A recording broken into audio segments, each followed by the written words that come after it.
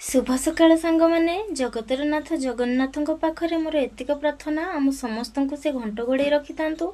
सांगमाने मो बापा शिखैथिबा गोटे सुंदर गीत गाइबे भल लागिले कमेंट माध्यम रे जणेबे फॉलो करिवे।